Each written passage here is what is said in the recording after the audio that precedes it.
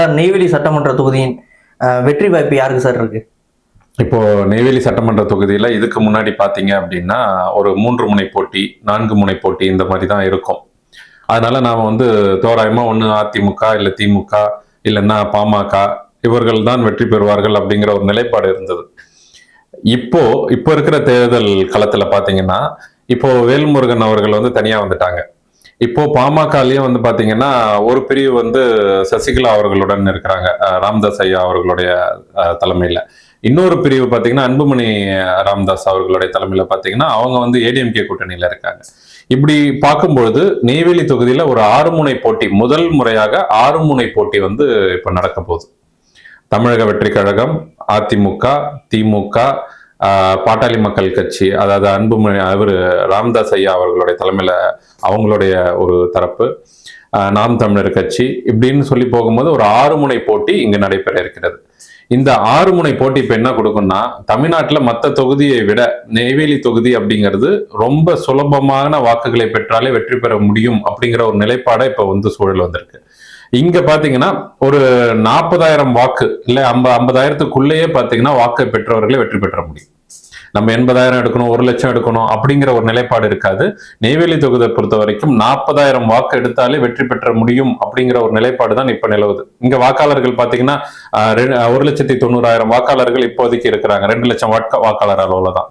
இப்போ இதுல 6 முனை போட்டியாக பிரியும் பொழுது வெறும் 40,000 வாக்குகளை பெற்றாலே வெற்றி பெற்ற முடியுங்கிற ஒரு சூழல் இருக்கிறதுனால இங்கு வெற்றி வாய்ப்பு அப்படிங்கிறது ரொம்ப ரொம்ப ஒரு இழுபறியில தான் இருக்கும். யாரும் பெரும்பான்மை அப்படிங்கறதெல்லாம் இருக்காது. அப்படி இழுபறியில ரொம்ப ஒரு க்ளோஸ் ஃபைட்டு தான் இருக்கும் இங்க. அப்படிங்கும்போது இங்க போட்டிடுறவங்க எல்லாருமே பாத்தீங்கன்னா கொஞ்சம் பெரிய வேட்பாளர்களாக தான் இருக்கிறாங்க. வேல்முருகன் அவர்கள் தரப்புல இங்க போன வாட்டி அவர் போட்டியாளராக இருந்தார். இந்த முறை அவருடைய சகோதரர், அவருடைய அண்ணன் இங்க போட்டிடுறதா ஒரு பேச்சு இருக்கு. திமுக சார்பில் சபா ராஜேந்திரன் அவர்கள் போட்டிடுறாரு. சொர்த்தூர் ராஜேந்திரன் அவர்கள் இங்க போட்டியிட வாய்ப்பு இருக்கு. பாமக ராமதாஸ் ஐயா அவர்களுடைய தலைமையில இருக்கக்கூடிய பிரிவுல பாத்தீங்கன்னா ஜெகன் அவர்கள் போட்டியிட வாய்ப்பு இருக்கு. இந்த மாதிரி பாத்தீங்கன்னா எல்லாருமே தேர்தலை சந்தித்து ஒரு பெரிய அளவுல போட்டியா இருக்கிறதுனால இங்கு ஒரு க்ளோஸ் நெக் ஃபைட் இருக்கும். கண்டிப்பா ரொம்ப ஒரு நெருங்கிய ஒரு இதுலதான் இவங்க தான் வெற்றி பெறுவார்கள் அப்படின்னு அப்படி குறிப்பிட்டு சொல்லிட முடியாது. யாருக்கு வேணாலும் அந்த வெற்றி வாய்ப்பு ஸ்லிப் ஆகலாம். அதனால இப்ப புதுசாக வந்திருக்கக்கூடிய தமிழக வெற்றி கழகத்திற்கும் இங்க வெற்றி வாய்ப்பு அதிகமாக இருக்கிறது. ஏன்னா தளபதிக்கே பாத்தீங்கன்னா 20-25% வாக்கு இது வந்துருச்சு. அப்படின்னா 2 லட்சம் இதுன்னு வரும்போது அவங்களே கிட்டத்தட்ட அந்த இதுல வந்துட்டாங்க இல்லைங்களா? ஒரு 50,000 வாக்கு கிட்ட பெற அளவுக்கு தளபதிக்கான வாக்கு சதவிகிதம் இப்ப நெய்வேலியிலேயும் இருக்கு. அந்த அளவுக்கு ஆதரவு இருக்கு. முக்கியமாக முதல்நிலை வாக்காளர்கள், முதல் முறையா ஓட்டு போடுறவங்களுடைய எண்ணிக்கை, பெண்களுடைய ஆதரவு எல்லாமே நெய்வேலியை பொறுத்த வரைக்கும் தளபதிக்கு ரொம்ப அதிகமா இருக்கு. இப்ப இந்த நிலைப்பாடு போகும்போது தமிழக வெற்றி கழகத்துக்கும் இப்ப இதுல ஈஸியா ஜெயிக்கிறதுக்கான ஒரு வாய்ப்பை இப்பொழுது இந்த கடந்த ஒரு வாரமாக நடந்த அந்த அரசியல் மாற்றங்கள், வேல்முருகன் அவர்கள் தனியா அவர்கள் போறது, பாட்டாளி மக்கள் கட்சி பாத்தீங்கன்னா சசிகலா அவர்களுடன் ஒரு பிரிவு இப்போ கை கோர்த்தது, இதெல்லாம் அந்த வாக்கை பிரிக்கும் பொழுது இப்போ இது எல்லா களத்தை ரொம்ப ஒரு வெற்றிகளமாக மாத்திருக்கு. இப்ப எல்லாருக்குமே அந்த வாய்ப்பை சமமாக கிடைக்கிற அளவுக்கு இருக்குது. தமிழக வெற்றி கழகம் சார்பில் வேட்பாளர் செலக்ட் பண்ணிட்டாங்களா? அவர் ஜெயிக்கிறதுக்கான வாய்ப்பு இருக்கா? நெய்வேலி தொகுதியை பொறுத்த வரைக்கும் தமிழக வெற்றி கழகத்துடைய வேட்பாளர் அப்படிங்கிறது கிட்டத்தட்ட ஒரு 90% உறுதி செய்யப்பட்டதுதான். இங்க இருக்கக்கூடிய கழகத்துடைய மாவட்ட செயலாளர் திரு ஆனந்த் அவர்கள் தான் நெய்வேலி தொகுதியுடைய வேட்பாளரா அறிவிக்கப்பட இருக்கிறார். அவர் தான் இங்க வர்றதுக்கான வாய்ப்பும் 90% கிட்டத்தட்ட உறுதி செய்யப்பட்டது. அதிகாரப்பூர்வமான அறிவிப்பு மட்டும் இன்னும் வர வேண்டியது இருக்குது. அதனால திரு ஆனந்த் தான், பெரும்பாலும் ஆனந்த் அவர்கள் தான் அங்க போட்டியிட வாய்ப்பு இருக்கிறது. அவர் தமிழக வெற்றி கழகம் வர்றதுக்கு முன்னாடியில இருந்தே மக்கள் இயக்கத்துல தளபதி கூட இருந்து மக்கள் இயக்கத்துல மக்கள் பணி ஆற்றியவர், படித்தவர், இன்ஜினியரிங் முடிச்சிருக்காரு. 40 வயது ஆகிறது அவருக்கு. ரொம்ப மக்களுடன் நெருங்கி பழகக்கூடியவராக, ரொம்ப யதார்த்தமான இருக்கக்கூடியவராக, இந்த அரசியல் சாயமே இல்லாம ஒரு படித்த ஒரு இளைஞராக அவர் வலம் வந்தவர். அதனால இங்க பாத்தீங்கன்னா அவருக்கான ஆதரவு மக்கள் மத்தியில ஒரு படிச்சவர் வராரு அப்படிங்கிற ஒரு ஆதரவு, தளபதியோட ஒரு ஆதரவு, இது எல்லாமே இருக்குது. எந்த குற்ற வழக்குகளும் இல்லாத ஒரு நபர், வேற எந்த ஒரு குற்றமும் சுமத்த முடியாம எந்த அக்குசேஷனும் இல்லாத ஒரு நபர். அதனால ஒரு சரியான நபர் அவராக இங்க இருக்கிறதுக்கான தளபதியோட தேர்வு இருக்கும். அவர் தான் இப்ப இங்க வெற்றி வேட்பாளராக தமிழக வெற்றி கழக சார்பில் அறிவிக்கப்பட இருக்கிறார். நெய்வேலி தொகுதியில பாத்தீங்கன்னா திமுகவோட கோட்டையாக இருந்துட்டு வருது. இந்த இடத்துல தமிழக வெற்றி கழகம் கைப்பற்றுவாங்களா? அப்படின்ற ஒரு கேள்வியா இருக்கு. எப்படி சார் பாக்குறீங்க? நீங்க சொல்றது உண்மைதான். முன்னாடி பாத்தீங்கன்னா ஒரு முறை வந்து அதிமுக கூட்டணி வெற்றி பெற்றிருக்கு, அப்புறம் மத்த எல்லா முறையுமே வந்து திமுக தான் வெற்றி பெற்றிருக்கிறது. திரு சபா ராஜேந்திரன் அவர்கள் தான் நாங்க எம்எல்ஏவா அதிக எண்ணிக்கையில இங்க இருந்திருக்கிறார். ஆனா அப்போ இருந்த கள நிலவரம் வேற. அப்ப பாத்தீங்கன்னா நான் சொன்ன மாதிரி ஒரு 3 முனை போட்டி தான், மும்முனை போட்டியா தான் இருந்தது. திமுக, அதிமுக, பாமக இப்படிதான் இருக்கும். வேல்முருகன் அவர்களுடைய, அதாவது தமிழக வாழ்வுரிமை கட்சியினுடைய தலைவர் திரு வேல்முருகன் அவர்களுடைய ஒரு பலம் திமுகவுக்கு எப்பவுமே தொடர்ச்சியா கிடைச்சிட்டு இருந்தது. ஆனால் இந்த முறை அது மிகப்பெரிய ஒரு பலவீனமாக திமுக கட்சிக்கு மாறும். ஏன்னா இங்க பாத்தீங்கன்னா அவருக்கான ஆதரவு ரொம்ப அதிகமா இருக்கு. 2016 நினைக்கிறேன், அவர் வந்து தனித்து போட்டியிடும் போது கிட்டத்தட்ட 30,000 வாக்குகளை வேல்முருகன் அவர்கள் தனித்து போட்டியிட்டு அவர் வாங்கினார். அப்போ அந்த ஆதரவு நிச்சயமாக இன்னமும் அவருக்கு வந்து இருக்கும். அப்படி இருக்கக்கூடிய சூழல்ல திமுக விட்டு அவர் வெளிவந்தது நிச்சயமாக திமுகவுக்கு பெரிய ஒரு பலவீனமாக இங்கு இந்த தொகுதியை பொறுத்த வரைக்கும், நெய்வேலி தொகுதியை பொறுத்த வரைக்கும் அமையும். இது திமுகவுக்கு ஒரு தோல்வி இடத்துக்கே கொண்டு போகும். ஏன்னா இப்போ 6 முனை போட்டியாக போகுது. முன்னாடி மும்முனை போட்டி, இப்ப 6 முனை போட்டி. இப்போ தமிழக வெற்றி கழகம் சார்பில் ஒரு வாக்குகள் 30,000 40,000 வாக்குகளை பிரிப்பாங்க. அதே மாதிரி இப்போ வந்து பாமக தரப்புலையும் 2ஆவது பிரியுது. முன்ன வந்து ஒன்னா இருந்தவங்க இப்ப 2ஆ பிரிஞ்சு அதுலயும் வாக்கு சதவிகிதம் பிரியும். வன்னியர் வாக்குகள் குறிப்பாக இந்த பகுதியில பிரிஞ்சிடும். அப்போ வேல்முருகன் அவர்களும் தனித்து நிற்கும் பொழுது அப்போ வன்னியருடைய வாக்குகளை எல்லாருமே பிரிக்கிறாங்க. தனித்தனியா பிரிக்கும் போது திமுகவுக்கு அது வந்து பெரிய பலவீனமாக முடியும்.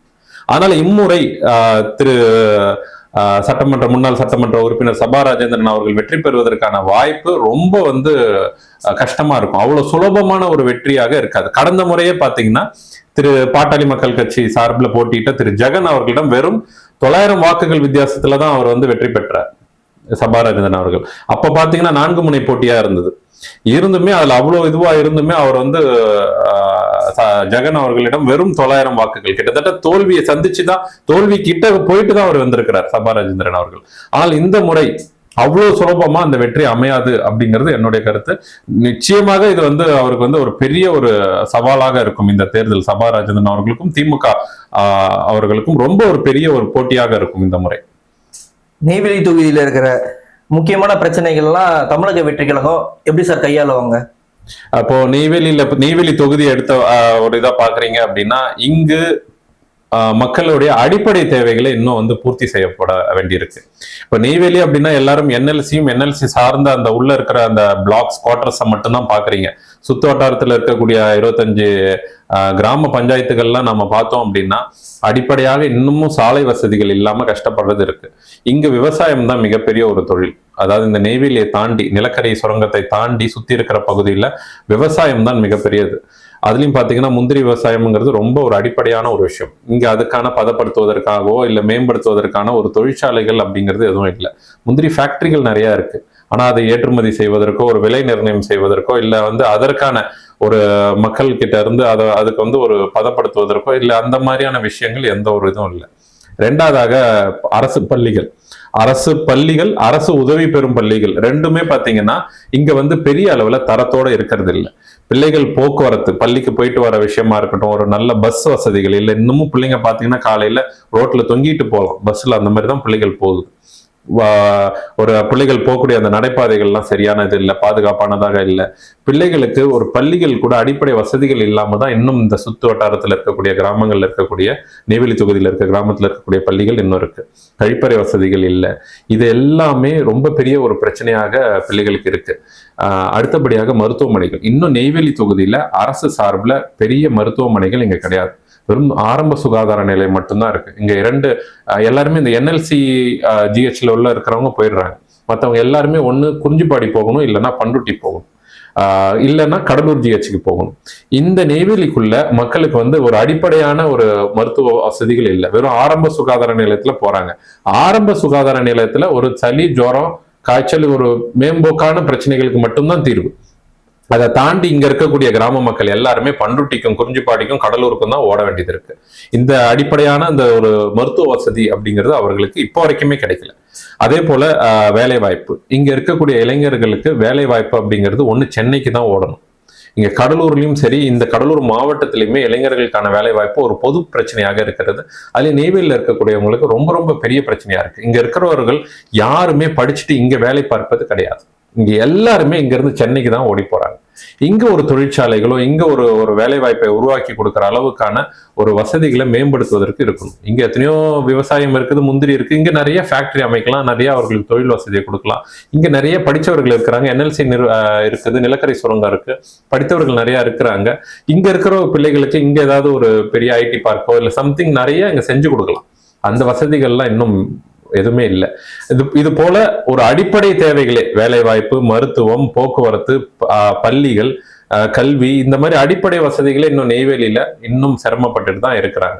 இதை தாண்டி நெய்வேலி சுத்தி இருக்கக்கூடிய இந்த மாதிரி என்எல்சியால வரக்கூடிய சின்ன சின்ன சுகாதார சீர்கேடுகள், அதுக்கப்புறம் இங்க இருக்கக்கூடிய இந்த என்எல்சி நிர்வாகத்தை சார்ந்து இருக்கக்கூடிய கிராம மக்களுக்கு வந்து தொழில், அங்க என்எல்சில வேலை பார்க்கறதுக்கு ஒரு தொழில் முன்னுரிமை கொடுக்கறது இல்லை, வேலை வாய்ப்புக்கு வந்து முன்னுரிமை கொடுக்கறது இல்லை, வடநாட்டுல இருக்கிறவர்களை தான் இங்க எடுக்கிறாங்க. அதனால இவர்களை சுத்தி இருக்கக்கூடிய கிராம மக்களுக்கும் அந்த வேலை வாய்ப்பு கிடைப்பதில்லை. இதெல்லாம் கருத்துல கொள்ளணும். இதெல்லாம் அடிப்படையாக தான் தமிழக வெற்றி கழகம் வச்சுதான் இந்த முறை தேர்தல் களத்தை சந்திக்க இருக்கிறோம். இந்த மக்களுடைய அடிப்படை தேவைகளை பூர்த்தி செஞ்சுட்டாலே நெய்வேலி தொகுதி வந்து ரொம்ப ஒரு மேம்பட்ட ஒரு தொகுதியாக மாறும். இதுலதான் அதிக கவனமா நாங்க செலுத்துறோம். பெருசா இதை தவிர்த்துட்டு அதை கொண்டு வரோம் இதை கொண்டு வரோன்றதான் சொல்றதுக்கு எதுவுமே இல்லை. அடிப்படை தேவைகளை பூர்த்தி செய்யணும், அடிப்படை பிரச்சனைகளை நாங்க வந்து கையாளணும், மக்களுடைய தினசரி வாழ்வாதாரத்துக்கு என்ன தேவையோ அதை சரி பண்ணி கொடுக்கணும். இதுதான் தமிழக வெற்றி கழகத்துடைய இப்பொழுது இருக்கக்கூடிய நெய்வேலி தொகுதியில குறிப்பாக எங்களுடைய நோக்கமாக இருக்கிறது. நெய்வேலி தொகுதியில முதல் 3 இடங்கள் யார் யார் சார் பிடிப்பாங்க, உங்களோட கருத்து?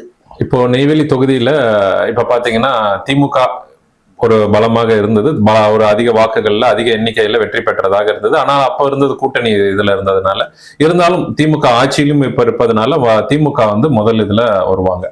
அடுத்தது அதிமுக கூட்டணி. அதிமுக கூட்டணி பாத்தீங்கன்னா இப்ப வந்து பாமக, பாஜக, அதிமுக, அப்புறம் இதர சிறு கட்சிகள் எல்லாருமே சேர்ந்து இருக்கிறாங்க. அவங்களும் வந்து இப்போ வந்து வெற்றி பெற்றே ஆக வேண்டும், அப்படி இல்லைன்னா அந்த கட்சி வந்து அடுத்தது ஒரு மிகப்பெரிய ஒரு சிரமத்தை சந்திக்கும். அப்போ மத்திய அரசோட பலத்தோடைய ரொம்ப அதிகாரத்தோட அவங்க இங்க செயல்பட பார்ப்பாங்க, வெற்றி பெறுவதற்கு பார்ப்பாங்க. அவர்கள் 2வது இடத்துல. 3வது இடம் தமிழக வெற்றி கழகம். இந்த முதல் 3 இடத்துல தமிழக வெற்றி கழகமும் இதுல முதன்முறையாக இடம்பெறுது. ஏன் அப்படின்னா தளபதிக்கு இருக்கக்கூடிய வாக்கு சதவிகிதம், செல்வாக்கு. இப்போ நீங்க ஏற்கனவே பாத்தீங்கன்னா தளபதிக்கு வந்து நெய்வேலி வந்து ஒரு ஸ்பெஷலான ஒரு ஏரியா. 2020 நினைக்கிறேன், அந்த இதுல நெய்வேலிக்கு மாஸ்டர் பட ஷூட்டிங் வரும்பொழுது தளபதிக்கு வந்து இன்கம் டாக்ஸ் விசாரணைன்னு சொல்லிட்டு இங்க வந்திருந்தாங்க.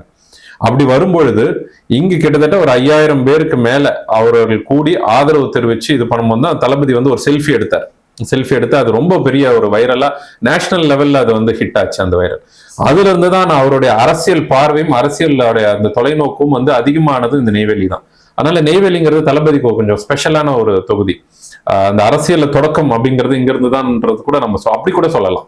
அந்த அளவுக்கு வந்து அவரோட அரசியல் ரொம்ப ஆழமாக சிந்திக்க தொடங்கியதும் இந்த இடத்துல தான். ஏன்னா அவருக்கு ஒரு அவருடைய அந்த அழுத்தம், அந்த பிரச்சனை, மக்களுடைய ஆதரவு, மக்கள் நமக்கு இவ்வளவு தூரம் நிக்கிறாங்கன்ற அந்த ஒரு இதை பேர் வாங்கி கொடுத்த இந்த தொகுதி. அதனால தளபதிக்கு இந்த தொகுதி வந்து ரொம்ப ஸ்பெஷல். தளபதிக்கு ஆதரவு கொடுக்கக்கூடிய இளைஞர்கள் இங்க ரொம்ப அதிகம் இருக்காங்க. பொதுவாகவே தளபதிக்கு வந்து 20-25 வாக்கு சதவீதத்துக்கு மேல வந்துருச்சுங்கிறது உறுதிப்பட தெரிஞ்சிருச்சு. நெய்வேலி தொகுதியில அது சற்று கூடுதலாவே இருக்கும். இப்ப 2 லட்சம் வாக்காளர்களுங்கும் போது இவருக்கு ஒரு 25% கூட 50,000 வாக்குகள் சர்வ சாதாரணமா தளபதிக்குன்னு வரும். அப்போ மீதி இருக்கக்கூடியது அப்படிங்கிறது நம்ம இன்னும் கொஞ்சம் இங்க இருக்கக்கூடிய வேட்பாளர் அவர் இறங்கி வேலை செய்யும் பொழுது குறைஞ்சது இன்னும் ஒரு 25,000 வாக்குகளை சுலபமாக அவர் எடுக்க முடியும். அப்படிங்கும் போது 3வது இடத்துக்கு தமிழக வெற்றி கழகம் வருது. அப்போ முதல் 3 இடத்துல திமுக, அதிமுக, தமிழக வெற்றி கழகம் இவர்களிடையே தான் போற்றி, வெற்றியும் இவர்களுக்குள்ளதான் இருக்கும். இந்த 3 பேர்ல ஒருவர் தான் இங்கு வெற்றி பெறுவார் நெய்வேலி தொகுதியில. அதை உறுதியாக சொல்ல முடியும்.